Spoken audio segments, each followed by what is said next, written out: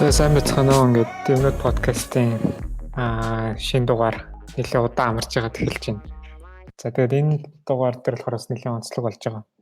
Манай Facebook пост-аас бас харсан баг. Мэдээллийн аюулгүй байдлын талаар тэгээд дээр нь бас хамгийн анхны нэлээд олон зочинтой дугаар болж байгаа. Мөн дээр нь нэг хүн маань бол гаднаас холбогдож байгаа. За сайн бацхан уу бүгдээрээ. Түл мандах байна. Тэгээд 10 сарын 4-нд MNSEC гэдэг мэдээллийн аюулгүй байдлын өдрөлөг болж байгаа юм байна. Тэгээд тэрнийг зохион байгуулж байгаа улсуудыг анх санаачилсан бас зохион байгуулж байгаа улсуудыг урьж орж байгаа. Тэгээд бүгдээрээ нэг нэгээр өөрсдөө тавчхан танилцуулж тгөө. Тэгээд бас хаанаас холбогдож байгааг баталчихгүй гэдэг. Сайн байцгаана уу. Намайг Отхон Пүрэв Огоо гэдэг Япон улсаас холбогдож байна. MNSEC арга хэмжээг зохион байгуулж байгаа. MNSEC төрийн бус байгууллага удирдах зөвлөлийн гишүүн. Тэгээ одоо энэ арга хэмжээг нийтдээ би яг бол оролцоод одоо 5 дахь жил нь явж байна. Арга хэмжээ нь бол одоо 6 дахь жилдээ явж байгаа гэсэн ийм үтэй байгаа. Сайн байцгаана уу. Намайг Наранбат гэдэг Ная. Тэ. Ерөнхийдөө гэрээсээ холбогдож байна. Тэ. Тэгээд одоо яг орой гэх юм бол би одоо MNSEC-ийн бас нэгэн удирдах зөвлөлийн гишүүн байгаа. MNSEC маань ерөнхийдөө 9 гишүүнтэй удирдах зөвлөлийн гишүүнтэй. Тэгээд гүйцэтгэх 3 албан тушаалтай гэж явдаг. Тэ. За сайн байцгаана уу. Би Мэдсайхан маань. За мөн ялгаагүй MNSEC-ийн удирдах зөвлөлийн гишүүн. За энэ жилээс анх удаа одоо MNSEC арга хэмжээг зохион байгуулахад оролцоод явж байгаа. За тэгээд за MNSEC гэдэг үйл ажиллагаа болох ч байгаа. Тэгээд MNCERT гэдэг байгууллага нь болохоор үйл ажиллагааг зохион байгуулж байгаа газар юм байна шүү дээ. Тий. Одоо MNSERT гэдэг маань болохоор төрийн бус байгууллага. Гишүүддээ үйлчилдэг, бас олон нийтэд үйлчилдэг. Ерөнхий санаа нь болохоор анх бол цугласан шалтгаан зүгээр аюулгүй байдлын мэргэжилтнүүд суглаад ерөнхийдөө хоорондоо мэдээлэлээ солилцдог бай, яавал дээр үе юу гэдэг юм ярилцдаг бай. Тэгээд одоо шинэ гарсан юмыг одоо нэг нэгэндээ зааж сургаад хамтдаа хөгжих гэсэн одоо community based ийм одоо төрийн бус байгууллага. Тэгээд эндээс бол 14 онд байгуулагдсанаас хойш нийтдээ нэлээд олон арга хэмжээ зохион байгуулсан. Үүнээс гадна болохоор яг гишүүн байгууллагуудад өдөр тутамд нь бол аюулгүй байдлын мэдээлэл зэрэгсэн юмнууд дамжуулах хуваалцсан. Ерөнхийдөө бол одоо Монголд одоо аюулгүй байдлаар хоорондоо мэдээлэл солилцож байгаа аюулгүй байдлын community бол бүгдээрээ энэ дотор явж байгаа гэж ойлгож байна.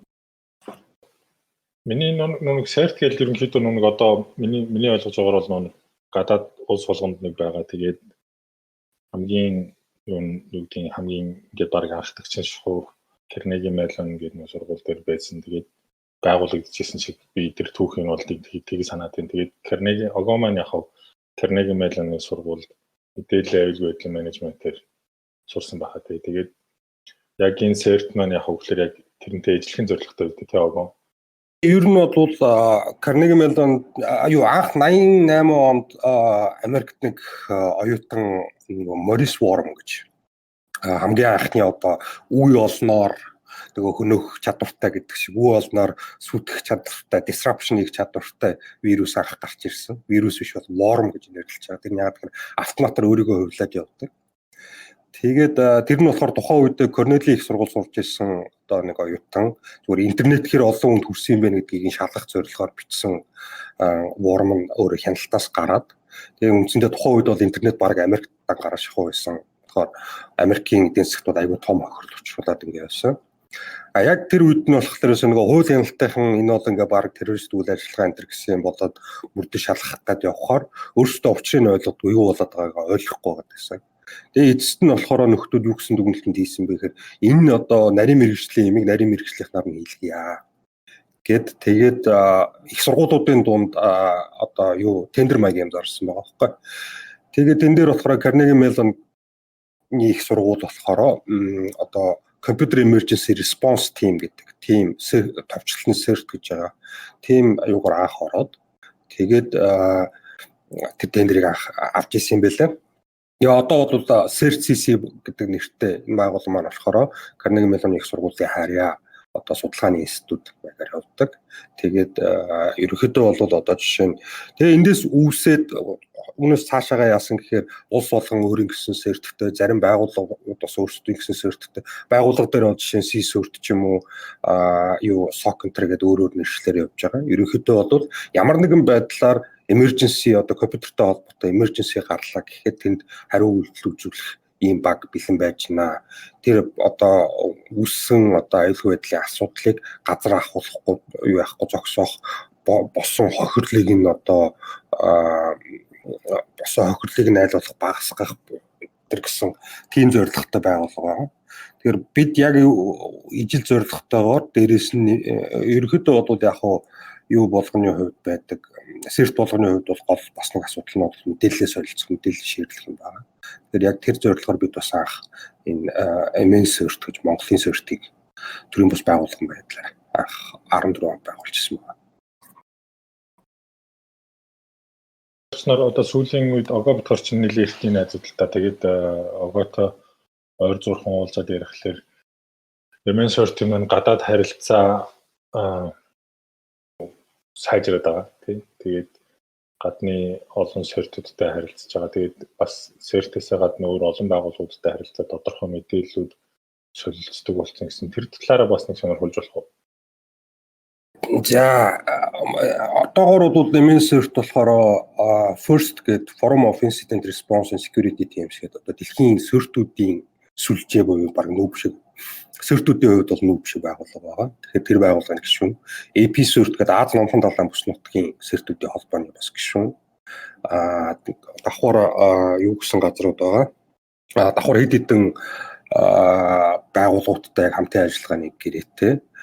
Тэр байгууллагуудтайгаа шууд өдөр тутамд мэдээлэл солилцдог гэдэг зарчимтай ингэж явж байгаа. Тэгэхээр ерөнхийдөө бол одоо Монголтой холбоотой аюулгүй байдлын ямар нэгэн асуудал бид чинь интернетийн өөрийнх нь нэг онцлог болохоор одоо нэг хуучин гэмт хэрэг гарлаа гэхэд тэр маань одоо тухайн улсынхаа хил хязгаар дотор хязгаарлагддаг байсан бол одоо тэр байхгүй болчоод одоо ханаас юу яадаг ийм болчиход байгаа учраас Монголтой холбоотой ямар нэгэн асуудал гарлаа гэхээр нөгөө нөхдүүд маань бидэрлөө холбогддог.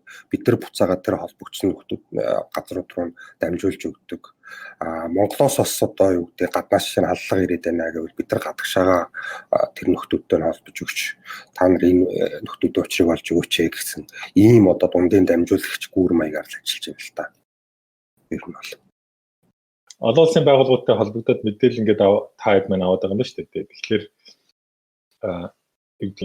MN CERT-ийн Монгол дахь байгууллагын гишүүн босноос та нараас зарим нэг зүйл дээр тусламж аваад үйл ажиллагаанд нэгтгэж оролцоод дээрээс нь нэг шинэ содон мэдээллүүдийг цаг бүртэн аваад авах юм байна л гэж ойлголоо.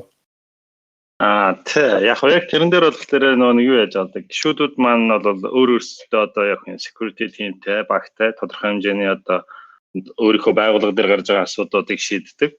За ингэнгүүт нөгөө байгууллагууд маань ерөнхийдөө асуудлууд гэх юм уу үүсэж байгаа юмнууд нь хвчлэн ганц дотроо шийдэж болохгүй асуудлууд байгаа. Тэгэхээр энэ тохиолдолд болохоор яг серверээр дамжуулаад гадагшаад түрүүний огоогийн хэлдгээр одоо гадаад улсын айл улсад хамааралтай тэрлүүн серверээр дамжуулаад цаатлынхаа сервертэй холбогдоод тэгээд нөгөө цаатлынхаа серверт нь цаашаа илүү гүнзгийрүүл асуудлыг авч үзээд шалгаад одоо асуудлыг таслан зогсон. За тэгэнгүүт манай сервертийн гишүүдээр тэгэхээр онцлогуд юу байдаг гэхээр нэгдүгээр талаар нь түрүүний хэлдэг мэдээллүүдийг дамжуулж асуудлуудаа шийдвэрлэн тэгэнгүүт хоёрдугаар талаар гол юм мэргэжлүүдийг хооронд нь холбож өгж уулзуулж туршлага солилцуулдаг. Тэгээ мэдээллийг хуваалцсан. Тэгээ одоо тэгэхгүй бол нөгөө нэг одоо юу банк санхүү гэдэг нэг ижил салбар байж нөгөө нэг одоо манайхан чи бие биенээсээ бүх юмаа нуучдаг.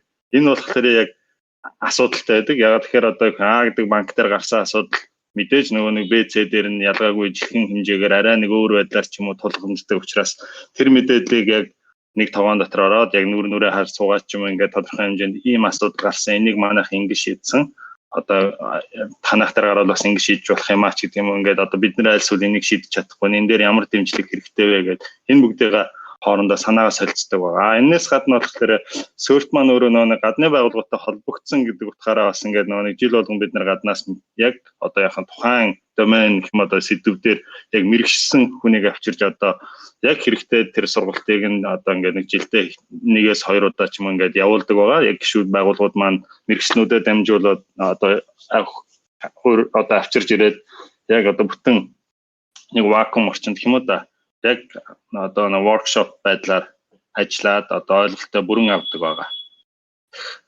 Бидний нэг яг юу гэдгийг манай подкастыг харьцангуй технологийн мэдлэгтэй ч юм уу сонирхдаг улсууд сонсч л байгаа л да. Яг бидний зорж байгаа зах зээл зорж байгаа сонсогчд маань ч тэр.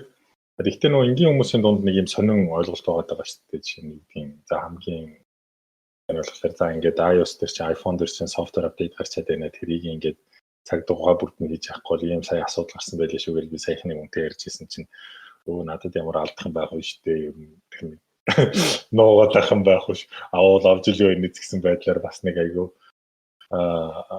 мэдээллийн аюулгүй байдалтай ч юм уу нууцлалдаа манайхан айгүй хайн хандаад байх шиг харагдаад байдгийн. Тэгээд ер нь бид нар мэдээллийн аюулгүй байдал ч юм уу яг энэ мэдээллийн нууцлалтаа яагаад бүр тэгж их анхаарах хэрэгтэй юм бэ?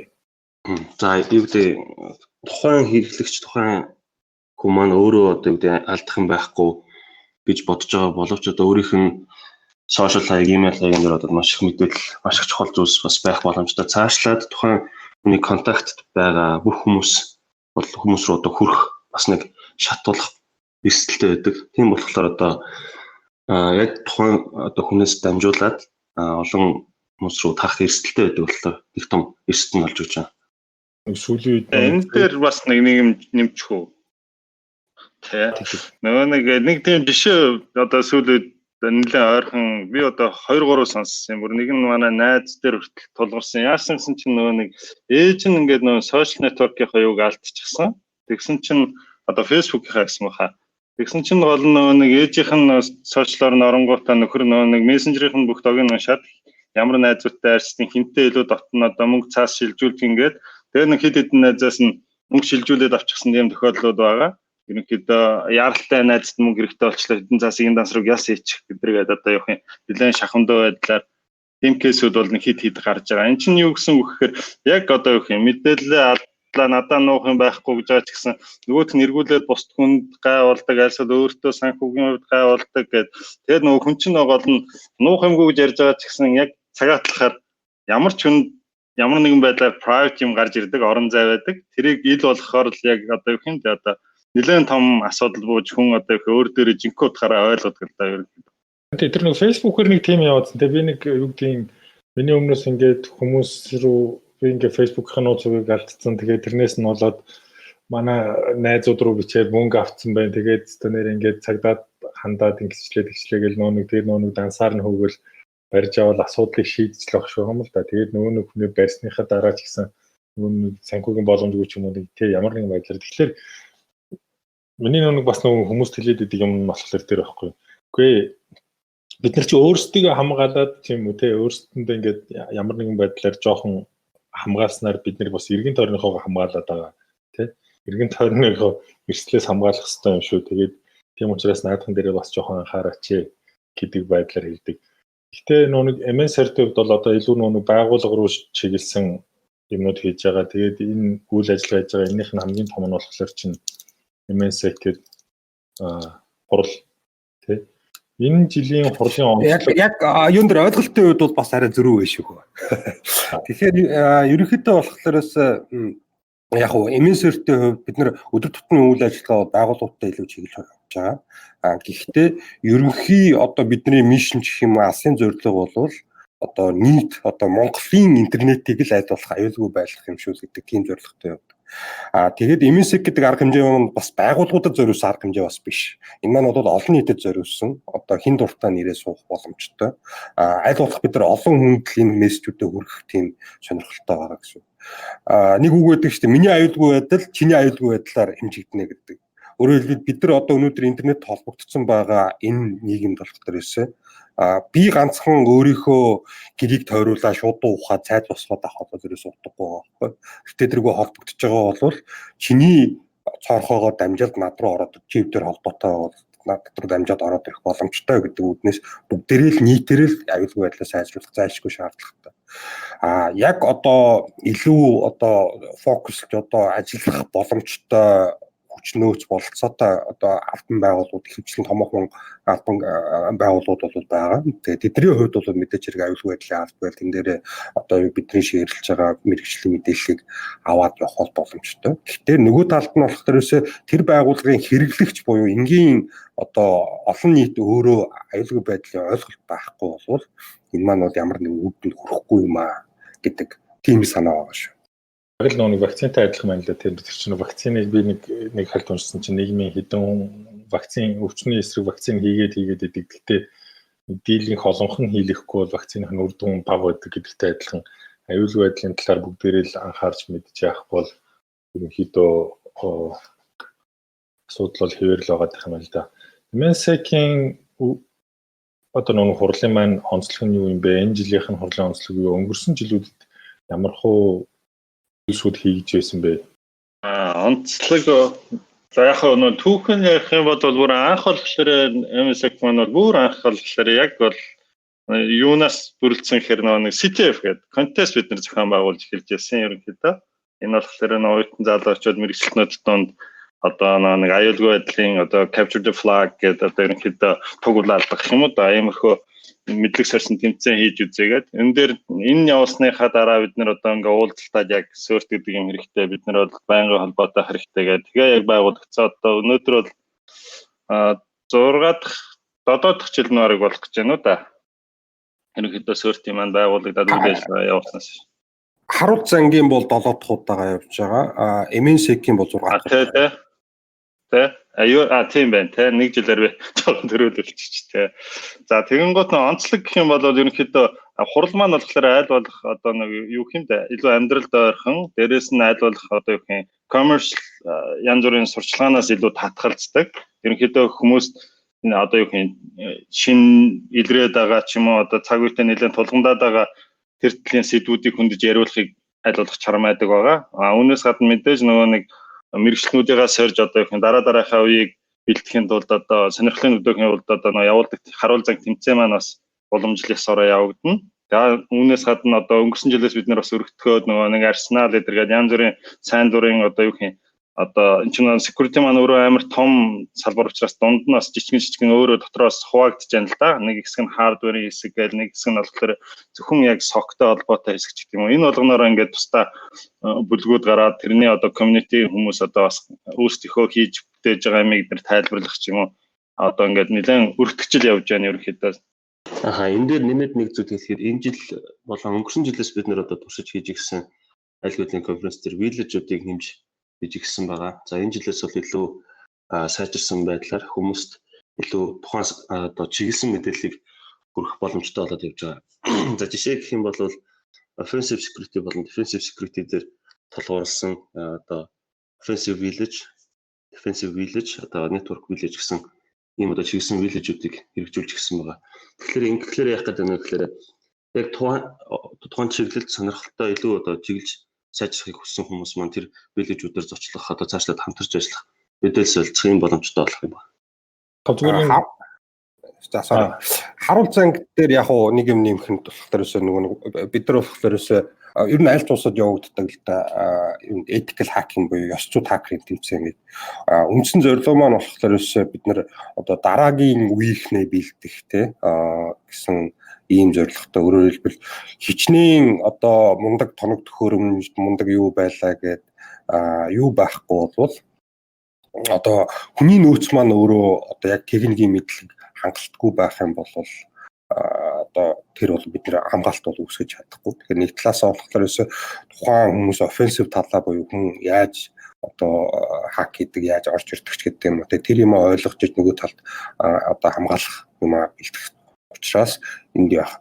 Гэхдээ бас нэг зорилго маань болохоор ерөнхийдөө болохоор хүнд чинь нэг тийм инстинкт байдаг шүү дээ. Ер нь бол одоо хакеруудад ч гэх юм уу те. Заавал хакерч байх албагүй зүгээр л одоо юу гэдэг зүгээр л нэг тийм юм эрдмээрч юм шиг те зүгээр байгаа юмыг нураамарч юм шиг нэг тийм одоо яаж игээд нэг ирч хүчээ гаргачихмаар нэг тийм юу байдаг штэ. Тэгэхээр бас нэг зүгээр яг энэ дээр холбоотой юм одоо бидний одоо сүүлийн үед хардаг юм боддог гэх юм бол гэтээ тэргүй зарим нэг залуучууд ч гэдэг юм уу те өөрсдөө бие дагаа судлаа техникийн одоо нарийн мэдлэгтэй болцсон тэрийг янз бүрийн юм эвдээд сүтгэж гээд байхын оронд одоо манай дээр хүчрээ тэр энерги гаргаа тэр сурсан юм манай дээр хэрэгжүүлээ тэрнийхээ хариу шагналаа аваад яваа тэрнээс биш очоод битгий юуны юм нураагаад яваа одоо тэгээд тэр нь өөрөө юу гэхээр цаад одоо системээ нураалгасан байгууллагт чухралтай өөрт нь ч айгүй эргээд хууль зүйн одоо элд байнгын асуудал үүснэ тэрний оронд бол хүчрээд манай дээр ирээд юм нураал гэдэг тийм л одоо тоглоомын талбайг нь гаргаж өгч байгаа гэж болно. Тэгээд ерөнхийдөө болохоор сүүлийн одоо 3 дахь жилдээ сая бид нэр 4 сар зохион байгуулсан харуул занг U18 гэж ярьж байгаа. Тэр манай хэлбэрээс юуны 18 нас хүрээгүй буюу 10 жилийнхэн зориулсан CTF буюу ёсчууд хакерын тэмцээн байгаа. Үндсэн санаа нь тэртэргүй технологи хөгжүүд ирэхлээрээс одоо энэ оролцож байгаа залуучуудын тэр чинь одоо техникийн чадамж аягүй сайжраад явчихж байгаа. Тийм болохоос 10 жилээсээ эхлээд угаасаа одоо бидний 10 жилд багт ч манайд бол тэгэл одоо лааз шүтэл гудамжинд дэмэдэнэ явж идэг байсан бол одоогийн үеийнхэн ч арай өөр болчиход байгаа.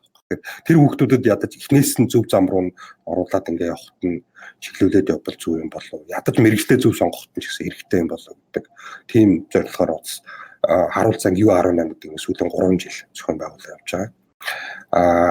Яг үндсэн харуул зангаас бол тусдаа ийм 2 жилд нэг гэсэнд 2 янзын харуул занг болж байгаа гэсэн.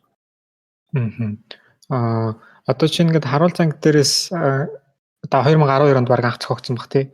Тэнгүүт ингээд одоо ингээд олон улсын тэмцээнд яг Монголоос ингээд харуул зангаас ингээд шалгараад ингээс цаашаа ингээд олон улсын тэмцээнд ингээд ороод явж байгаа тийм тохиолдлууд юу нь бол байгаа бох тий. Байгаа. Өнгөрсөн жил гэхэд манай 2 удаагийн авраг баг Хятад очоод Хятад анх удаага нөгөө DEFCON гэдэг олон улсын аюулгүй байдлын конференс болоход тэн дээр очоод Хятад болсон юунд төрүүлсэн нэгдүгээр байрны тэгээд тэр Mongolian Warriors гэдэг нэртэй тийм баг явж байсан. Одоо тэр баг маань болохлоос Монголдоо бол тэтгэвртэй гарсан. Монголдоо тэтгэвртэй гарахыг байх уу? Одоо бидний хийж байгаа харуул цагийг тэр баг маань зохион байгуулж байгаа. Энэ маань өөрөө ингээ community driven буюу одоо өөрийгөө ингээ цааш нь ингээ явж байгаа.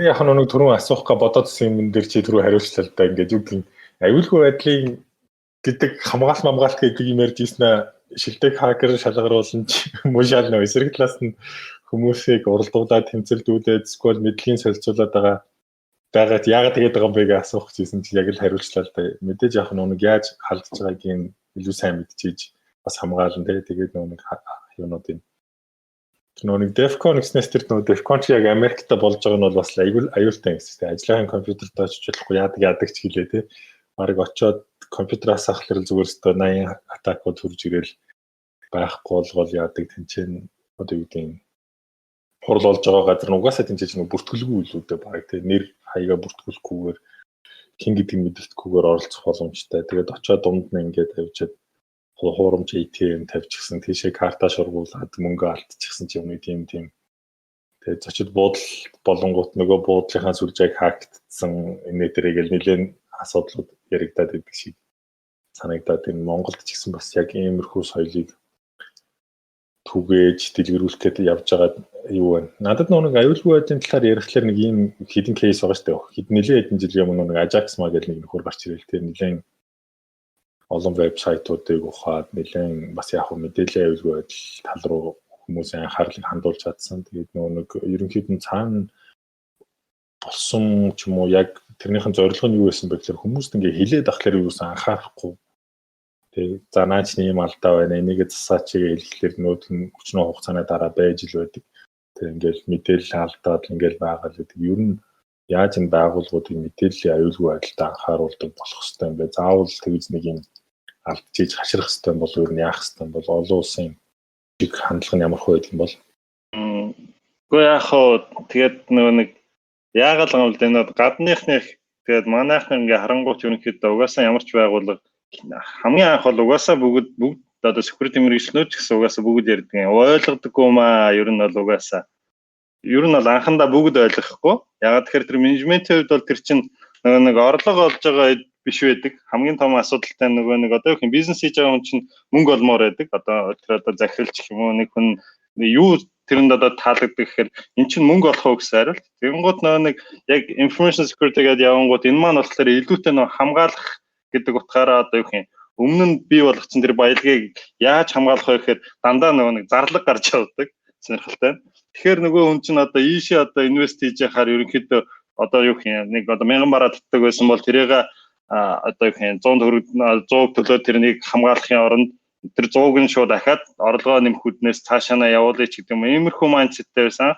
Тэгсэн чинь нөгөө гадагшаа юу болсон гэхээр хүмүүсийнх нь мэдээллүүдийг одоо ил болгоод тэгээд тэрний хариуцлагыг хүлээх болохоор нөгөө нэг одоо юу юм арга хэмжээ авсан оролцсон нөхдүүд маань өөрсдөө одоо юу юм нэг нэгээрээ одоо ингээд шууд publicly тухайн бизнестэй холбоотой бүх мэдээллийг ил болгож тавихаар одоо яг жинхэнэ утгаараа нөгөө нэг одоо юу юм тэдний төсөөлөөгүй хохирлууд бий болж эхэлсэн л дээ. Одоо хэрэглэгчдийн мэдээлэл алдчихлаа гингуут нөгөө нэг мэдээллийг нь ашиглаад нөгөө нэг хамаг хэрэглэгчдийнх нь өөр одоо сервис давхар ашигладаг сервислүүд нь ордог ч юм уу одоо хийгээгүй үйлдэлийг хийлгүүлдэг ч юм уу ингэнгუут одоо яг нөгөө нэг улсынхны хэмжээнээсээ одоо юу засгийн газраас ч юм уу одоо хууль хяналтын байгууллагуудаас ер нь энэ дээр жоохон арга хэмжээ авах хэрэгтэй юм байна гэдэг одоо зарим газрууд бол одоо хувь хүний мэдээллийг алдвал одоо тодорхой хэмжээний торгуулт төлнө аль эсвэл тэрийг одоо тодорхой хугацаанд мэдээлэх ёстой ч юм ингээд нөгөө нэлээд чангатгаад ирэнгуут одоо эргүүлээд нөгөө байгууллагууд маань болохоор энэ дээр анхаарч одоо тодорхой хэмжээний төсөв одоо юу юм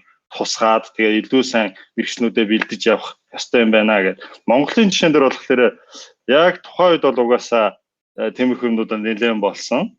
Угаасаа тэр бол зарим нь бол угаасаа нэг удирдлах төвшний яалтчгүй түрүүний хэлдгээр ойлгохгүйсэн учраас тэрийг нь яг юу болдгийм бэ гэдгийг харуулах үднээс бас хийгдсэн болов уу гэж би боддог. Тэгэхээр яг хөө тэрнийхээ тодорхой хэмжээний өөр өгөөж өгөөд магадгүй өнөөдөр Монголд одоо хэд хэдэн томоохон байгууллагууд маань энэ дээр нэлээд дажгүй анхаарал хандуулаад тодорхой төсөв бүрдүүлээд ингээд хэрэглэгчдээр одоо юу гэх хэрэглэгчийн мэдээллийг хамгаалаа явж байгаа л гэж одоо бодож байна. Ер нь болохоор аюулгүй байдал гэдэг маань болохоор өөр технологийн асуудал биш байхгүй. Хүмүүс болохоор аюулгүй байдал гэхээр ерөөсөө зөвхөн гикүүдийн анхаардаг, ерөөсөө технологи л шийдэх ёстой асуудал гэж ойлгоод байдаг. Нэг айхтар үнэтэй төхөөрөмж, эсвэл нэг айхтар үнэтэй програм авчиж тавьчихаар л тэр маань одоо ерөөсөө манай хамаг юмыг л янзын гоё болгоод явчих тийм их юм төсөөлөд байгаа байхгүй. Ерөнхийдөө бол за тодорхой хэмжээнд бол одоо технологиор авах бол тийм контрол буюу одоо хяналт бол байх боломжтой. Гэхдээ тэр маань бол 100% бол хангалттай байж чаддаггүй. Нөгөө талд нь болохоор тэр технологийн ажиллах орчин, тэр технологиг ажилуулж байгаа хүн ингээд айгүй олон юмнаас хамаарчиж эргээгээд энэ маань бол тэгэхээр баягийн хилдэгчлэн нэг талаасаа болохоор аюулгүй байдал маань зардал болдог. Гэтэл энэ маань болохоор одоо том зургаараа нийгмийнхаа төвшөнд хараад үзэх юм бол буцаагаад бас хэрвээ бид нэр одоо том югаараа том асуудлаа харах юм бол олон компани жишээ нь мэдээлэл алдаад ах юм бол тэр чинь нийгэмд өөрт нь гай болоод эхэлж байгаа. Тухайн компанийн хувьд магадгүй одоо өнөөдөр Монгол жишээ нь хувийн нууцын тухай хууль гэж байхгүй. Өөрөөр хэлбэл аль нэг компани хэрэглэгчдийнхээ мэдээллийг алдаа гэх юм бол тэрэн дээр ирэх тэр компанийн хувьд хариуцагч гэдэг юм тийм торгуул мэдрэгс юм байхгүй. Төрөөс одоо юу байх юм. Яг зүгээр салбараасаа шалтгаалаад жишээ нь телеко бол харилцаа холбооны зохицуулах орноос банк бол Монгол банкнаас гэдэг юм ингээд тодорхой хэмжээнд хариуцлага өгөх юм бол байгаа. Гэхдээ ерөнхийдөө бол хувь хэрэглэгчийн мэдээллийг алдсан тохиолдолд бол хинч хариуцлага өгөхгүй байхгүй. За тэгэнгүүт тэн дээр ингээд олон газрууд ингээд тэр хувийнхаа мэдээллийг алдаад эхэллээ гэхлээрээс буцаагаад улсын өөрийнх нь аюулгүй байдал алдагдаад эхэлж байгаа. Бид нар бүр улс гэдэг одоо том зургаараа өөрсдөө нийгэм өөрөө ингээд айгүй асуудалтай болоод эхлэх жишээтэй. Тэгэхээр энэ дээр болохоор нөгөө хувиа бодсон одоо дор дороо одоо амь бодсон тийм тоглолт хийх бол боломж байхгүй. Ямар нэгэн байдлаар коллектив юутай хамтын угаар явахгүй бол бас болдгоо юм ба. Тэгэхээр одоо жишээ нь арай хөгжсөн нийгмүүд одоо Европын холбоо бол жишээ нь GDPR гэл хувийн нууцыг хамгаалах гэдэг гэл тийм хууль журмууд гаргаад тэрэнд нь ингээ компаниудыг хүчээр ингээ нийцүүлээд ингээ явж явах жишээтэй. Тэр маань болохоор өөрөө бизнест бол айгүй их дарамт учруулж байгаа. Гэхдээ нөгөө талаас болохоор үндсэн том зургаараа том нийгмээ хамгаалж иж тэр бизнесүүд маань өөрсдөө эргээгээд ажиллах боломжтой болох юм байна. Тийм.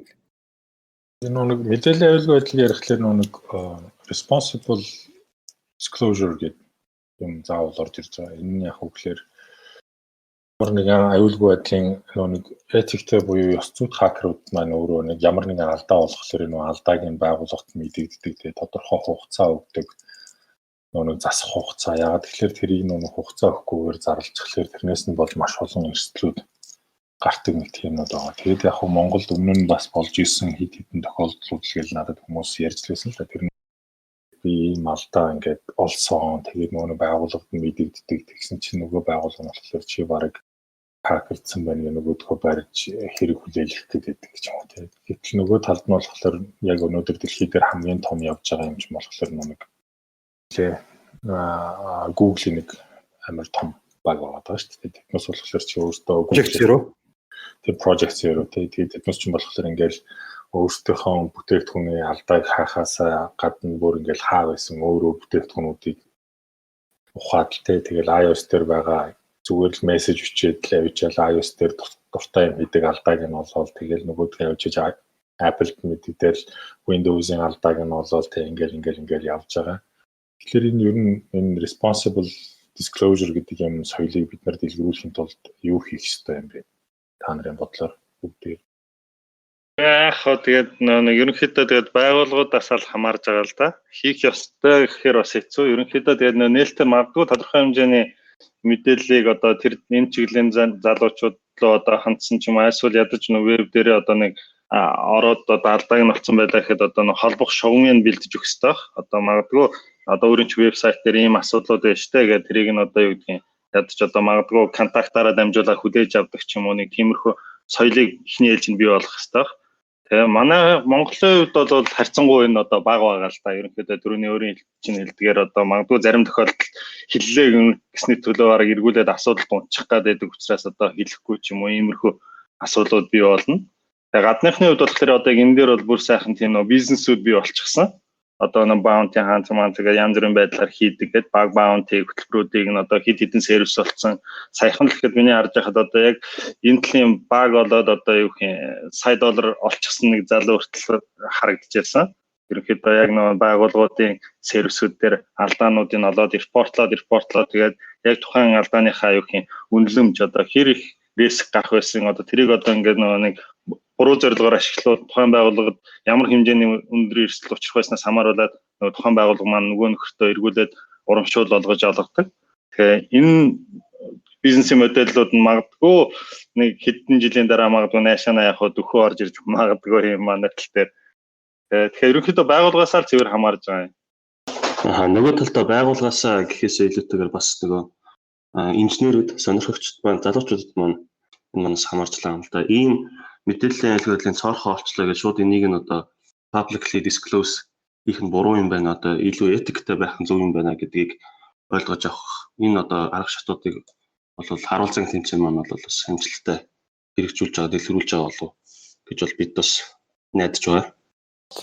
Байгууллагын хувьд бол яг ингээд одоо MNC-ээс ч юм ингээд цаансан аюулгүй байдлын ингээд ажилтан мэргэжилтнүүдтэй ингээд болчиход байна.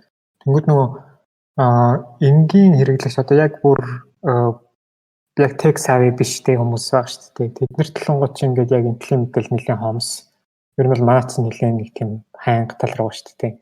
Би ингээд сая сүүлд нэг интернет кафе ороод шууд ингээд Facebook гэж 13 чинь шууд нөгөө нэг Facebook-ын логин хуудсан дээр ингээд хүн ингээд нэр пассворд ингээд автоматар нөгөө браузерын санах юм дээр ингээд тэгэл орчихсон байгаа юм. Тэнгүүт ингээд яг хүн ингээд санаалаар орчихсон бол ингээд ингээд ороод яг нөгөө saved password нь чинь ингээд баг 3 4 хүн ингээд Facebook-ын нэрийг пассвортаас ингээд зүгээр интернет кафед шүү дээ санаалаар орчихсон байдаг. Тэгээ ингээд энэ талаар болохоор ингээд хэрэглэгчтэй болохоор ингээд бүр эмтлийн мэдлэг бол бүр ингээд байхгүй ч юм уу тийм болчиход байгаа шүү дээ. Тэгэхээр MNC-ээс ч юм уу одоо MNC-ээс яг энэ талаар энгийн хэрэглэгчдэд олгох тийм үйл ажиллагаа тэр байгаа болов. Энгийн хэрэглэгч гэхээр ерөнхийдөө айгүй зураг нь өөрөө том болчиход байдаг байхгүй. Бид нар жишээ нь Монгол улсын 3 сая иргэнд бол хүрч ажиллах тэрүүг нөөц бололцоо бидэрт байхгүй. Анхандаа бол одоо ядаж тэр талын анхааруулга санамж нэтер юмнууд гаргаж те юу явах гэж хичээдэг байсан. Одоо ч гэсэн зарим нэг юмнууд явж л байгаа л да.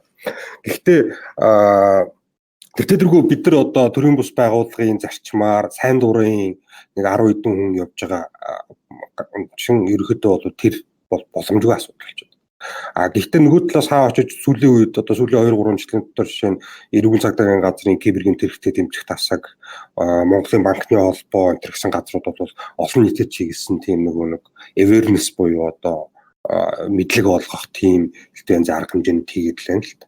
Одоо Facebook-оор орохоор янз бүрийн видеонууд гараал энэ гэсэн тэр юмнууд ч юм бол буцаага тодорхой төвшөнд бол хүрж байгаа гэж найдаж байна. Бид нар болохоор яг шууд ингээд одоо бүх хүнтэй тулж ажиллана гэсэн тэр юм дээр бол яг өндөө хэцүү үед. MNSEC-ийн хувьд болохоор болж өгвөл энгийн төвшөнд байлгах гэж хичээдэг ч гэсэн нөгөө талаасаа болохоор тодорхой хэмжээнд ярьж байгаа агуулга маань болохоор ядчил нэг жоохон суурьтай хүн байхгүй бас ойлгоход хэцүү байхыг бас үгүйсэхгүй. Энэ мэрэгчлэрээ сайжруулах гэж явж байгаа ч юм уу тийм хүмүүсийн хувьд илүү одоо техникийн мэдлэг олгох илүү юу яах тэр талаасаа арай илүү төхөө байх болов гэж бодож байна. Энэ дээр нэг юм нэмчихв те. Тэгээ ерөнхийдөө зөвөр яг миний зөвөр нэг ажиглаад байдаг байхгүй. Одоо Монголынхаа яг юг харангуут гадныхтай ингээ харьцуулахаар одоо гадны одоо энгийн нөхөртэй ингээ энгийн яриа өрнүүлэх гэсэн тэд нэр болохоор яг нөө privacy ч юм уу нөө security тал дээр нэлээд тийм анхаарал хандуулцдаг. Ерөнхийдөө ойлголцтой байдаг. Тэгээ нэлээд бас одоо юу гэх зарим юмд хандахтаа нэлээд serious нэмзгээр ханддаг. Одоо юу гэх хитрхи шууд контактыг авах маах ч юм уу энэ тохиолдолд дургуйцсан зарим нь одоо ямар зорилгоор ашиглах гэж байгааг мэдэх сонирхолтой байна ч гэх юм. Монголын үед юм байдаггүй. Энийн нэг шалтгаан бол зөвөр миний зүгээр харж байгаагаар одоо яг хувийн ойлголтоор шүү. Ерөнхийдөө манай сэтгүүл зүйтэй холбоотой юм болов уу гэж боддгийн. Ягаад тэгэхээр хэвлэл мэдээллийн хэрэгслүүд маань болохоор яг энэ төрлийн асуудлуудыг бол тогтмол гаргадаггүй. Зүгээр нэг хаяа нэг одоо юу гэх интернет дээр нэг тэр нэг Америк, Европ ч юм уу одоо Хятад, Канада ч юм уу нэг газар болсон одоо юу гэх өөрсдөд нь нэлээд наалтахгүй юмнуудыг л ерөнхийдөө илүүтэй нааш навчирч тавьдаг. Тэгэнгუთ яг эргүүлээд нөгөө нэг хэвлэл мэдээллийнхаа сугуудлаа бид нараас өмнө нь би ч гэсэн хандж үзчихлээсэн л та. Нийтлэл мэдлэг гаргуулыг ингэнгუთ эргүүлээд нөгөө хэд маань болохоор мөнгө нэгтгэх ч юм уу иймэрхүү байдлаар хандаад байдаг нэг тийм асуудал байдаг. Миний бодлоор магадгүй тэр одоо яг хариуцлагатай тийм сэтгүүлтэй тийм юу ах юм бол бид нартай хамтраад магадгүй олон нийтлүү чиглэсэн энэ төрлийн мэдээллийг өгөхэд бол ерөнхийдөө MSR-ийн хувьд бол ер нь харьцангуй нээлттэй. Тэгэхээр нөгөө дотоодын том байгууллагууд ч юм уу тий нийгмийн хариуцлагын хүрээнд бол энэ тал дээр ер нь бол туслах боломжтой юм шүү дээ тий. Тий мэдээж тэгдэг байх. Нөгөө талаас одоо юу гэдгийг одоо бидний хийж чадах юм нэг төдий хэмжээнд л байгаа шүү дээ.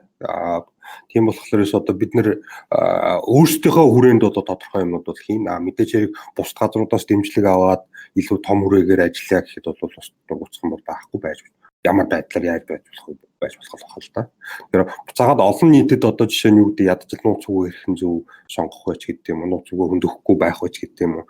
Тэр талын мэдлэг бол мэдээлэл буцаагаад түрүүний ярьсан жишээнд эрүүгийн цагдаа болон банкны холбооны арга хэмжээний бол айгүй зөв чиглэл зөв явж байгаа гэж бодлоо. Тэгээд нэг ёс зүйтэй хакер ч юм уу тэр responsible disclosure буюу тэр мэдээллийг нөө хариуцлагатайгаар задлах тухай нэг хальт хөмбий гэж бодлоо л да. Одоо юу гэдэг түрүүн аяа хэлдгээр тэр нэг ингээд мэдээллийг худалдаж авдаг тэр мэдээллийн аюулгүй байдлын цорхоонуудыг илрүүлдэг тийм бизнесүүд гадаадд нэлээд түгээмэл болчихсон хамгийн том нь бол одоо юу гэдэг hacker one гэдэг тэр нэг байж байгаа.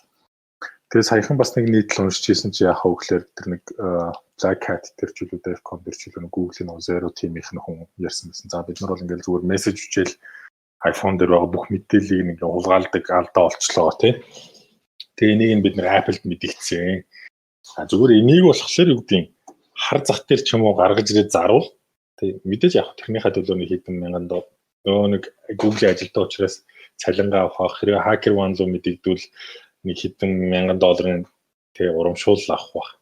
Хар зах дээр гаргаж ирээд тавиул энэ бол хэдэн сая доллараар үнэлэгдэх бараг шахуу алдаа юм аа. Тэг яагаад тэгэхээр яг хөглөр энэ маань өөрөө ямар нэгэн байгууллага нь өрсөлдөгчийн бүх мэдээллийг нь бараг iPhone-той хүн болгоноос нь авах боломжтой. Эсвэл төр засаг нь өөрөө хин дуртайгаа чагнах тийм боломжийг олгож байгаа ноцтой алдаа гэж хэлжсэн.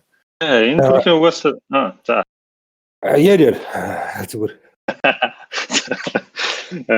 Цааш нь ярих уу яах вэ гэдэг шиг болох гэж байна. Яг энэ төрлийн юм дээр бол угаасаа нөгөө нэг одоо их state response гэдэг янз бүрийн юмнууд явдаг. Угаасаа дэлхийд дахинд одоо юу гэх юм хоорондоо ингээд нэлээд тийм одоо их мэдээллийг тандан жагнах гэдэг юугаар продактууд угаасаа явдаг л да. Нэлээд нь Израилаас гарцсан тиймэрхүү одоо Израиль ч өөрөө яг тэртлийн чиглэлийн юм нэлээд хийдэг газар. Би өөрөө бол өмнө яг security гэдэг analyst гэдэг яг энэ талбарт байсан болохоор яг нөгөө нэг ямар шиг юм ашигладаг аюур нь мэднэ. Тэрнээс бол харьцангуй ингээд нөгөө нэг хэлбэр шиг болчихсон. Ямар ч тийм одоо юу гэх юм техникийн мэдлэг хүн ашиглах бүрэн боломжтой тийм одоо юу гэх юм хэрэглүүрийг бэлтчихсэн байдаг юм байлээ. Тэгээд одоо энд нөгөө гол нь юу хэрэг болдог гэхээр одоо юу гэх юм publicly ил болоогүй тийм одоо юу гэх юм системийн нийтлэг системийн алдаач гэх юм уу тэрэн дээр одоо exploit хийж болох тийм нөхс үеийг ерөнхийдөө амар илэрхийлдэг. Тэрийг олчих юм бол нөгөө нэг төлөө ашиглаад одоо юу гэх юм дурын этгээд рүү одоо үнэхээр яг тэр этгээд нь яг одоо яг алдаатай системийг ашиглаж ивэл одоо ороод тэр дотроос хэрэгтэй мэдээллүүдийг гаргаж авах гэдэг тийм байдлаар явдаг байна. Тэгэхээр ерөнхийдөө нөгөө түрүүн дөлөө дурдсан хар зах гэдэг асуудал шүү дээ. Тэр чинь болохоос одоо манай аюулгүй байдлынхны одоо гол асуудал болчиход байгаа юм баггүй. Өөрөө хэлбэл энэ кибер аюулгүй байдал гэдэг юм чинь өөрөө буцаагаад нэг тийм эко орчин болчиход байгаа баггүй. Тэгэхээр нөгөө нэг чадвартай ч гэдэг юм уу юутай техникийн мэдлэгтэй хакерууд маань болохоор юу одоо юм цорхон морхоо олцоод тэрүүгээ өөрөө ашиглаж ч гэдэг юм өөрийгөө эрсдэлд оруулах шаардлагагүй байхгүй. Буцаагаад олсон юм чинь хар зах дээр зарчдаг. Тэнгүүд хар зах дээр тэрийг нь одоо гэмтэргийн бүлэглэлүүд эсвэл одоо улс орны тагнуулын байгууллагууд гүйцэтгэх ажиллагааны хамтар тэрийг худалдаж аваад дахиад цааш нь ашигладаг энэ төр гээд хэд дамжсан ийм бүр экосистем бий болчиход байгаа юм л та. Тэгээд энэ дээр мэдээж хэрэг сайн муу аль юм л байгаа. Тэгэд миний бодлоор болохоор та мэдээллийн аюулгүй байдал сонирхож байгаа ч юм уу хакер болохгүй сонирхож байгаа залуучуудыг уриалах хэрэгтэй юм болохоор яг хэрвээ ямар нэгэн алдаа бол тухайн байгууллагатаа урьдчилаад мэдээ дээрээ засахт нь тус болоороо яг ийм асуудал байна шүү гэх тийм. Энэ өөрөө таныг ёс зүйтэй хакер тэгээд одоо юу гэдэг нь дэлхийд даяар явж байгаа responsible disclosure гэдэг энэ бол айгүй сайхан юм. Энэ бол гэдэг бүх мэдээлэл байдал сонирхдаг юм. Хакинг сонирхолтойгоо уриалж байна. Заримдаа болохоор яг үгээр бидний нүг мэдээллийн аюул байдлын тал дээр ажиллаж байгаа ч юм уу нийтийн хүмүүсийн байдгийг нэг тийм нэг ойлголт байдаг шүү дээ. Тэр нуух хэвээр, сайн нуух хэвээр гэдэг тийм өөр нэг тийм ойлголт байгаа шүү дээ. Ингээд мэдээллийн аюул байдал нь илэрчлээ. Тэнгүүт нь тэрийг ингээд задлахгүй л байгаа гэвэл өөр хинч мэдэхгүй юм шиг тийм. Эсвэл тэрийг ингээд ойлголт байгаа гэдэг шүү дээ. Тэр security through obscurity л тэр талаар та хэд маань өөрсдөө гэж боддог. Яг тэрэн дээр яг өмнө одоо наяг ярьжсэн төсөл гарч ирэх гэдэг юм л та. Яг тэгвэл манай дээр яг тийм тухайн байгууллага мэдээлэл алдсан байлаа гэд тэнд нь хариуцлага хүлээлгэх тийм одоо механизм байхгүй болохоор тэрийг мэдэгдэх одоо гэдэг стандарт regulation хараахан байхгүй байгаа болохоор тийм одоо юу гэдэг байгууллага бол мэдээж эрсдэл үүссэн хохирол хүлээхээс бол аль болох татгалзаад тэрийг нуун дарагдуулах сонирхолтой байх нь бол ойлгомжтой зүйлс нэг хэрэг одоо санхүүгийн алдагт орохгүй имиж нь одоо юу гэдэг нь бурах ч юм уу тийм имижийн хувьд эрсдэлтэй юм үйлдэлийг бол хийхээс татгалзах нь зөв зүйтэй. Гэхдээ нөгөө талаас хэрэглэгчид үйлчлэгээ үзүүлж байгаа гэдэг утгаараа уг байгууллага маань бол responsible байх ёстой. Гэхдээ тэрийг нь enforce хийсэн ямар нэгэн regulation байж энэ маань илүү үр дүнтэй болох болов уу гэж би бол бодож байна. Тэгэхээр одоо жишээ нь яг одоо Монголын нөхцөл гэх юм бол аюулгүй байдалтай холбоотой жишээ нь нөгөө rules regulations буюу том зургаараа одоо бодлого журам айгу дутагдaltaй байгаа. Манай парламентар одоо юу явж байгаа гэж би ойлгоод байгаа. Гэхдээ яг нарийн юмнууд мэдэхгүй байна. Гэхдээ ерөнхийдөө яг хэний мэндийг нь хилдэг шиг, наяг нь хилдэг шиг том зургаараа одоо буцаагаад тухайн байгууллагч гэдэг юм уу одоо хэрэглэгчдийнхээ мэдээллийг алдснаас болоод үүсэх одоо асуудал нь байхгүй байх юм бол байгууллага энийг зүгээр зардал гэдэг өнцгөөс харж байгаа. Эрсдэл гэдэг өнцгөөс биш. Гэдэг тийм байгаа болохоор бид нэр эргээгээд бол одоо нөгөө ядад одоо бүх нийтээрээ ч гэдэг юм уу те олон нийтээрээ энэ талынхаа мэдлэг мэдээллүүдийг сайжруулж ийж одоо ядаж энэ талынхаа ойлголттой хүмүүсийг эргээгээд одоо бодлого тодорхойлох төвшөнд нь гаргах ч юм уу боломжтой болох болов гэж бодож байна л та. Энэ бол яг нэг манай сонсогчид ч гэсэн таад маань ч гэсэн мэдэн штэ намайг ингээд нэг за open source буюу нээлттэй их ерөнхийдөө ингээд дэмждэг сонирхдаг энэ талаар нь тотал ухуулга ерөнхийдөө хийгээд явдаг. Тэгээд яг энэ утгаараа ингээд маш олон хүмүүстэй уулзаад ярилцаал явж байхлаэр нөхдүүд нэг ийм яриа хийдэг шүү дээ. За open source-ыг бол ашиглах нь муу юм аа. Тэ? Яагаад вэ гэхээр тэрний чинь код нийл байж байгаа. Тэ? Тэгээд код нийл байхлаэр дотроос хүмүүс алдаа олчдөг юм аа. Тэгэхээр юу гэдгийг аль болох бид нэр өөрөөсөө кодоо бичээд явах хэрэгтэй. Тэгээд тэр нь болохоор яг хөөхлөр ингээд нэг хинч тэр кодыг мэдэхгүй байгаа учраас тэр бол ингээд аюулгүй байдлын айгүй сайн баталгаа өгж байгаа гэдэг талаас нь яриад байдаг. Миний хувьд болохоор яг хөөхлөр тэнцэн байж байгаа маш олон асуудлыг кодыг маш олон нүд харж байгаа учраас тэр хэмжээгээр нэг аюулгүй байдал нь гэгдсэн байгаа тэрэн чинь байж байгаа аюулгүй байдлын асуудлыг маш олон хүмүүс харж байгаа учраас засаа яваад байдаг гэж боддог. Та эдийн хувьд одоо юу гэдгийг open source-ын талаар ашиглах нь зөв юм уу, буруу юм уу? Тэгэхээр open source байснаар аюулгүй байдлын асуудал нэмэгдэж юм уу эсвэл багасдаг юм болов уу? Одоо юу гэдэг вэ нөгөө криптографийн одоо Kirchhoff-ын зарчим гэж нэг юм байдаг хэвгүй. Тэр нь болохоор ерөөсөө тухайн криптографийн одоо алгоритмын нууцлалаасаа бус түлхүүрийнхаа нууцлалаас шалтгаална гэдэг нэг ерөнхий зүрхэмжсэн санаа нь бол тийм байдаг. Өөрөөр хэлбэл тэр одоо тухайн мэдээллийг яаж одоо scramble хийж байгааг нь хүн мэдэхгүй нь бол ерөөсөө чухал биш. Тэрийг яаж игээд олчих боломжтой. Эсрэгээрээ тэрийг нууцлж байгаа түлхүүр нь өөрөө нууц байж иж тэр одоо нөгөө алгоритмыг нь хүн хичнээн мэдж байгаа ч гэсэн түлхүүрийг нь олохгүйгээр тухайн мэдээллийг задлж чадахгүй болвол энэ маань бол өөрөө нууц юм а гэж байна. Тэгэхээр open source-тэй бол яг энэ маань шууд нийцэж байгаа байхгүй. Өөрөөр хэлбэл тухайн системийн одоо кодыг шинхэн харлаа гэд тухайн системийн шууд алдааг олох юу бол тийм сонирм биш байхгүй. Эсрэгээрээ тэр нь баг давуу тал болж өгч байгаа. Харин тухайн системийг өөрийг нь хэрхэн ажилуулж байгаа. Дээр нь одоо хичнээн мундаг аюулгүй систем тавьчаад дээр нь жишээ нь 1 2 3 4 гэсэн пассворд тавьчих юм бол ялгаа байхгүй шүү дээ. Яг тэрнтэй адилхан Kirchhoff-ын зарчим бол үндсэн санаа нь бол тэр ихгүй. Ерөөсөө алгоритм битгий нууцлаа. Юугаа түлхүүрээрээ зөвхөн нууцлах хэрэгтэй гэдэг тэр зарчим. Тэгэхээр open source гэсэн яг адилхан тийм өөрөөр хэлбэл тухайн бичиж байгаа код нь бол нууц байлаа гэх тэр нь системийн нууцлалыг бол хангаж чадахгүй л гэсэн тийм санаа байна. Өөрөөр хэлбэл open source secure биш гэсэн л secure биш гэсэн аргумент нь бол худлаа гэж хэлэх гээд байгаа. Яг хэрэглээ талаас нь зөвөр хэлэхэд болохоор одоо хэд хэдэн хүмүүсээс асууж лээсэн л да open source одоо юу гэдэг за жишээ нь messaging application, chatting application алиг нь хэрэглэх open source-ыг ашиглах уу эсвэл одоо closed source жишээ нь одоо Telegram, Signal гэдэг юм эсвэл төлбөртэй тэгсэн мөртөөс closed source, Streamlabs гэдэг ийм бүх аппликейшн алийг ашиглах уу гэдээ асууж ирсэн. За тэрэн дээр ямар асуудал open source ашиглахад үүсэж байгаа вэ гэхлээрэ хэрвээ тухайн open source одоо програм хангамж дээр ашиглаж исэн сангууд дээр ямар нэгэн эмзэг зорхоо байдал илэрлээ гэхэд тэрийг нь тухайн хөгжүүлэгчд маань яг л засаж чадаагүй эсвэл одоо өөр талын итгээд тэр open source-тэй ашиглаж исэн сангууд дээр цорхоо илрүүлээ гэхэд тэр ашиглаж байгаа хүмүүст маань бол эрсдэл үүсэж байгаа. Нөгөө талаараа closed source дээр бол иймэрхүү зүйл харьцангуй байхгүй. Гэхдээ хэрэглэгч маань closed source-ын цаана яг ямар код ашиглаад байгаа, өөрийнх нь privacy яаж хангагдаад байгаа гэдэг дээр бүтэн ойлголттой байхгүй болохоор энэ бас нөгөө талаараа эрсдэл болж байгаа. Тэгэхээр энэ дээр бол хэрэглэгч маань бол өөрөө сонголтоо хийлчээд байгаа юм л да.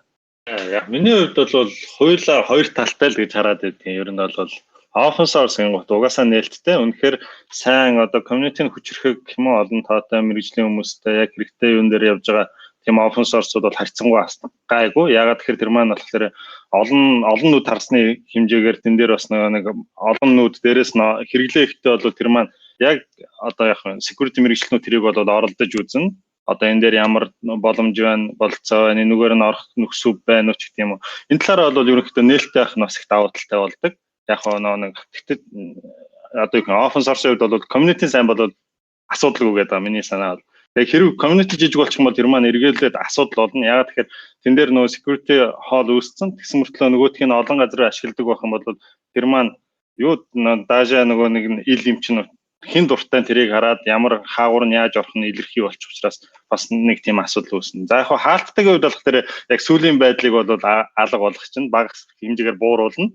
Тэгээд эргүүлээд нөгөө хаалттай юм болгон болохоор одоо юу гэх асуудлыг илрүүлэхгүй гэсэн ойлголт байхгүй. Одоо жишээ нь binary гэдэг гаргадаг одоо програм бичиж гэж бодъё л да desktop дээр. Энэ маань яадаг гэхээр одоо та нар мэдж байгаа бах те. Одоо Microsoft Office гэдэг 1000-аар нь одоо хэдэн саяар ингээд програм гардаг ч гэсэн тэрнийх нь одоо pirate хөлбөр нь юу cracked ч гэсэн patch ч гэсэн хөлбөрүүд гардаг. Энд чинь юу гэдэг нь гэхээр тэр их кодыг харахгүйгээр тэр мэрэгчлэтнүүд бол угаасаа араас нь яг юу их гээд байгаа, яаж ажиллаад байгаа, хаана асуудал байгааг бол уншиж чаддаг. Ерөнхийдөө нэг дот түвшний хэлээр хэм үү одоо юу юм бүр одоо нэг assembler тийшээ ерөнхийдөө бүгдийг ойлгох хэмжээтэй мэрэгчлэтнүүд байдаг учраас бол бас тэгж одоо юу юм бинараа гараад бүх асуудал шийдэгдэн ч гэсэн ч юм уу хаалттайснаар сайжирна гэсэн бас үгүй байхгүй л те. Тэгэхээр ерөнхийдөө яг нэг сонгож ашиглах гэж байгаа тохиолдолд яг аль үзүүлэлтүүдийг харах байл гэдгийг бодох хэрэгтэй. Бас тэр хаалттай системийн ч одоо юу юм нэг давуу тал нь магадгүй support site компани бол асуудал илэрлээ гэхэд дор нь магадгүй тэр харилцаад асуудлаа шийдүүлнэ.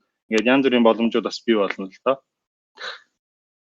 Сонгохдоо л хүмүүс айгүй сайн сонгоод талаас нь ерөнхийдөө бодож. Яг нөгөө тухайн бизнест нь яг аль нийцэж чинь гэдгийг аль зөв сонгох хэрэгтэй байх гэж боддог. Миний хувьд бол магадгүй тухайн байгууллага чинь одоо магадгүй ч гэхгүй л ахalta. Ер нь бол бүх том байгууллагууд бол одоо commerce software давхар дээрээс нь өөрийнхөө үндсэн юм дээр нь open source гэдэг бүгдийг нь хамт ашиглаа явж идэг байхгүй юу ерөнхийдөө.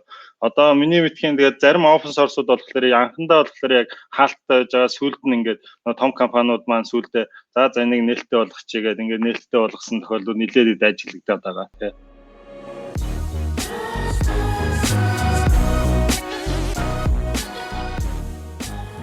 Тэсэг хурал маань нэлээд олон жил дараалал зохион байгуулагдж байгаа. Миний мэдхийн аднаас бас нэлээд өндөр түвшний сайн ихтгэгчд хурж ирж одоо юу гэдгийг монголчуудтай бид нартай өглөг туршлагаас хаваалцж байгаа. Бас одоо маань нэлээд бас сайн мэргэжлүүд ч гэсэн хаваал.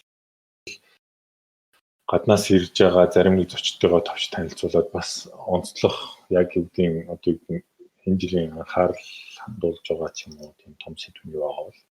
Энэ жилийн хувьд болохоор биш үү юу Secure Works гэдэг. Тэндээс одоо мэргэжилтэн ирж байгаа. Тэнгүүтээ нөгөө business email compromise гэдэг BEC гэдэг. Одоо жишээ нь нөгөө захирлын имэйлийг биш одоо нөгөө invoice-ийг нь солиод ч гэдэг юм уу те худалдаа хийдэг компани invoice-ийг солиод ч гэдэг юм уу өөр данс руу мөнгөний шилжүүлж авах мах гэсэн тиймэрхүү кейс business email compromise гэж нэрлэдэг. Тэгэхээр энэ business email compromise-тай холбоотой яг бодит кейс тэгээд тухайн одоо хууль хүчний байгууллагуудаар явуулсан тэр юг ярьдаг. Ярина. Люксембургийн сэрт өнгөрсөн жил ирсэн Люксембургийн сэртийн Стив Климент мэргэжилтэн маань бас дахиад ирж ярина. Тим Кемрүү гээд бас 2 жилийн өмнө ирсэн Тим Кемрүү гээд байгууллагаас Ирек гээд нөхөр бас Оросын одоо тагнуулын үйл ажиллагаатай холбоотой гэсэн бас нэг тийм сэдвээр бэлтгэл тавина. Тэгээд тэрнээс гадна болохоор Японы сэрт буюу JP сэртөөс бас ихтгэл тавина гэж байгаа. Үүнээс гадна дахиад 2 юу бол ерөнхийдөө байгаа. Тэрийг төхөөлж байгаа. Тэгэхээр дотоодын илтгэлүүд бол бас хэд хэдэн сонирхолтой кейсүүд банкны холбооноос жишээ нь банкнуудтай холбоотой phishing кейсүүд энэ төр гэсэн юмуд ярина гэсэн ийм юмнууд явж байгаа. Тэгээ ерөнхийдөө болохоор эмийн сэртийн хувьд одоо MNSEC хурлын одоо call for papers буюу илтгэлийн сэдвийг хүлээж авахыг 5 сард сая өнгөрсөн 5 сард зарлаад сая 8 сард дууссан. Тэгэхээр олон нийт дараа жил ч гэсэн бас яг энэ хүү зарчмаараа явах бах. Тэгэхээр хэрвээ одоо энэ жил 2020 оны хул 2019 оны хул өнгөрчлөө 2020 оны жишээ MNSEC-ээр илтгэл тавья гэх юм бол манай зарыг харж байгаа зарын дагуу одоо илтгэхээс сэдвийг явуулах юм бол одоо олон нийтэд бас өөрийнхөө судалсан сэдв юмгаараа ярих бол бүрэн боломжтой шүү. За имэнсэр болохоор ингээд за 10 сарын 4-нд лөө 5-7 10 сарын 4-ний өдөр 5 дахь өдөр байгаа. за тэг нэг түрүүний бас би нэг юм асуух гэж байгаа. Харуулцангийн тэр нэг U18 дээрээс гарч ирсэн одоо шалгарсан гэх юм. Хүүхдүүд цаашлаад ер нь яг MSR дээр хамтраад үйл ажиллагаа ч юм уу эсвэл дахиад адуусан оролцож байгаа юу? U18-аас яг айхтар U18 ч нэг 18 нас хүрээгүй хүүхдүүд учраас бид нар бас шууд харьцаатай ч арай болдгоо. Одоо багш нарыг дамжуулж гэдэг юм уу яаж гоод өдөр чинь бас жаахан асуудал үүсэх магадaltaй гэдэг үднэс зүгээр тэр хүүхдүүд одоо шинэ бие даагаад жинхэнэ жоо одоо нөгөө одоо энэ болох гэж байгаа харуул зангид оролцох бол боломж нь бүх юм нээлттэй. Яг U18 тэмцээнийг бол бид нар одоо жишээ нь юу гэдэг багш нарын хяналтанд орчим уу хийхгүй бол бас шууд одоо юу 18 нас өрөө хүүхдүүдийг бид нар зохион байгуулах одоо зүүн талаас асуудалтай л та. Ерөнхийдөө бол өнгөрсөн жилийн хувьд жишээ нь гэх юм бол харуул занг U18 төрүүлсэн багийн гишүүд оролцсон баг одоо жинхэнэ одоо нийт жинхэнэ жоод одоо намар болдог томчуудын харуул зангид нь ороод бас төрүүлсэн байгаа. Тэгэхээр ерөнхийдөө бол одоо нэг авиас чадвар таалантууд маань улам залуужаад байна л гэж хэлэх гээд байгаа юм байна. Тэгээ нэг яг би ингэж л одоо тань л та нэгд ингээ 18 нас ингээд одоо хүрээгүй хүмүүс ингээд юм дараад харуул зангид ороод ингээд явж чинь тэнгуут ингээд магадгүй сургуулиудад харьцаа ч юм уу нөхөртийг одоо шинжилгээний технологийн сургуульд систем аюулгүй байдлаа ингээд гэдэг шүү дээ. Тэнгуут тэнд ингээд хүүхдийн нөгөө одоо оруулах ч юм уу ер нь яг яриа мэрэ ер нь явагддаг бол яадаг бол юун дээр харуул занг U18-д төрүүлсэн багийг их сургуулийн урилга энэ жилээс ерөнхийдөө яаж гисэн баг. Тэ наяа санаж байна уу? Би яг одоо хариуцдаг болохоор сайн мэдэхгүй. Энэ жилийн хувьд бол ямар ч үсэн тэр боломж нь олдоо бид нар бол харуул занг U18 төрүүлсэн багийнхан хүүхдүүдэд бол урилга өгсөн байгаа. Одоо шинжлэх ухааны технологийн их сургуулийн урилга шиг санагдчихэв. Тэгээд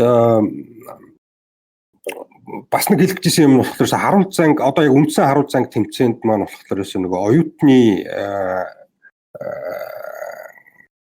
одоо нөгөө оюутны баг гэж тусад нь гаргадаг. Одоо харуул занг тэмцээн маань болохоор 3 шатаар явдаг. Нэгдүгээр шат бол онлайн байдлаар, хоёрдугаар шат болохоор эхний шалгарсан 30 багийг он сайт байдлаар цуглуулад яадаг. 3 дахь шат нь болохоор тэр 30 багаас эхний байранд орсон 10 багийг оруулаад тэр маань болохоор MNC-г уралтаагаар зэрэгцээд явдаг зарчимтай байгаа. Тэгэнгүүт 2 дугаар шатны хувьд болохоор 2 дугаар шатн дээр нөгөө он сайт 2 дугаар шат маань нэгсэн анх удаага он сайтаар ирж байгаа шүү дээ. Тэгэхээр тэр үед одоо багаараа ирээд тэр багийн бүх гишүүд нь оюутны үнэлгээ үзүүлээд бид нар оюутнуудаа гэх юм бол тэр багийг оюутан баг гэж бүртгэж байгаа. Тэгээ оюутан баг гэж бүртгүүлсэн багийг болохоор тусдаа лиг маягаар гаргадаг. Өөрөөр шалгаруулсан нөгөө нэг одоо 2 дугаар шатнд шалгарсан 30 багаас 10-ыг нь одоо сүүлийн шат руу оруулна гэж байгаа шүү дээ. Тэр 10-ынхаа одоо жишээ нь 2 багийг нь оюутан багийг болгоно гэж байгаа. Тэр нь тухайн оюутан баг жишээ нь эхний 10-т орж чадаагүй байсан ч гэсэн оюутан гэдэг статусаа хангаж байгаа бол тэр багийг бид нар сүүлийн шат руу шалгаруулж оруулж байгаа. Одоо нэг ажил дээр гарсан мэрэгжилтнүүдтэй одоо онлайн үзэж байгаа оюутнууд өрсөлдөхэд жаахан төвхтэй гэдэг үүднээс оюутнуудыг илүү дэмжих бодлогоор ийм бас хийж байгаа шүү. Оюутнуудаа боломж олгож байгаа л гэсэн үг л дээ ерөнхийдөө бол. Тэгээд тэр маань бол сүүлийн 2 жил яг ийм зарчмаар явж байгаа айгүй үр дүнтэй юм байна гэдэг бид бас хараад байгаа. Оюутнууд нэг удаа одоо жишээ нь финалийн шатанд гарч ирээд төрүүлж чадаагүй ч гэсэн одоо нөгөө дарийн утаа үнэрлээд үтцсэн оюутны баг бол дараа жилд нь айгүй сайн явж явах жишээтэй. Боломжтой тийм. Тэгэхээр тэр одоо оюутнуудаа бас дэмжихэд бас их зүгээр юм байна гэсэн тийм юм дээр энэ жил бас тэр юу яг хэвээрээ явна. Тэгээ харуул занг тэмцээний маань одоо бүртгэлчин одоо 20 хоног үлдсэн гэсэн ийм юутай явж байна. Тэгэхээр хэрвээ энийг сонсож байгаа та бүхэн яг юм бол 9 сарын хэдэн хүртэл байлаа? 18 тий. Хүртэл бол бүртгүүлэх боломжтой шүү. Тэгээд максимум бол 3 хүнтэй баг байх хэвээр. Тэгээд эхний шатууд бол одоо оролцоход бол ямар нэгэн төлбөр хураамж энэ гэсэн юм юу ч байхгүй. Эхний шатууд зөвхөн онлайнаар бүртгүүлээд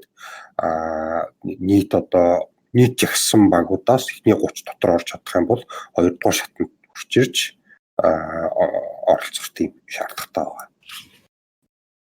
Тэгвэл тэгээд мэдээллийн аюулгүй байдлын чиглэлээр сонирх судалдаг оюутнууд ажиллаж байгаа хүмүүс бүгдээрээ л идэвхтэй оролцоод өөрсдөө юу гэдгийг ямар хөө төвшөнд байгаагаа бас хороод дээрэс нь хүмүүс ямар хөө төвшөнд байгааг хараад дотроос нь хүмүүстэйгээ найзлж танилцах, холбогдох айгу бас сайхан боломжийг харуул занг тэмцэн маань одоо хэдэн жилийн юм байлаа шүү гэрээ. Тэгээд MNSEC хурлын маань бүртгэлч гэсэн одоогоор бол нээлттэй байгаа. Тэгээд Facebook дээр MNSEC гэдэг пэйж яваад илүү дэлгэрэнгүй мэдээлэл авах боломжтой. Бүртгүүлэх MNSEC хурал бүртгүүлэх одоо линкийг бол юугаар подкастын төвд болгоод оруулчихъя. За ямар ч талаас ингээд MNSEC-ийн үйл ажиллагаа маань 10 сарын 4-нд Шангрилад байсан тийм. Шангрилад болох юм байна. Бүртгүүлж амжаагүй хүмүүсээ бас яралтай бүртгүүлээрээ маш цөөхөн үлдсэн байгаа юм байна. Дээр нь мөн харуул зангийн бас бүртгэл явагдаж байгаа юм байна. Тэгээд бүртгүүлээгүй хүмүүсээ бас бүртгүүлээрээ мэдээлэл аюулгүй байдлын чиглэл сорж үзье гэж байгаа бол ер нь яг Монголд байгаа цорын ганц тэмцээн харуул занг байгаа тэгэхээр бас нэлээд мэрэгжлийн хүмүүс оролцдог учраас за яг мэдээллийн аюулгүй байдлын чиглэлээр сонирхож байгаа хүмүүст бол маш том боломж олох гэж бодож байна. Мэдээж яг мэдээллийн аюулгүй байдлын ерөнхий чиглэлээр аль болох өргөн хүрээнд ярихыг энэ удаагийн дугаар харж хичээлээ. Тэгээд мэдээж арай илүү нарийн мэдээллүүдийг хурал дээр MNSEC хурал дээр мань очиод сонсцоогоороо тэгээд мэндээ 80 даавгоо маш өргөн хэлцэж манай сонсогчдод мэдээлэл хуваалцсан. Маш баярлалаа. Тэгээд бидний хамгийн анхны интернетээр хоорондоо ярилцж байгаа. Тэгээд дээрэс нь манай Обама Японоос оролцож байгаа. Тэгээд өөрсдөө харуул зангид ороод соройроо тэгээд MNSEC-тэй очиод шинэ сатан мэдээллүүдийг аваарай л гэж сонсогчдод хэлье. Тэгээд ямар ч MNSEC маань ингээд 10 сарын 4-нд болж байгаа тайлж Шангрилад болж байгаа юм лээ. Бас тэгээд бүгдээр намжилт хүсье. Наяа мэндэ огоо. Тэгээд бусад бүх зохион байгуулж байгаа. Тэгээд харуул зангийн бодлогыг бол өстой янзын гоё таалбартай хэцүү байна гэж. За баярлалаа. Баярлалаа. Урд оролцсонд баярлалаа.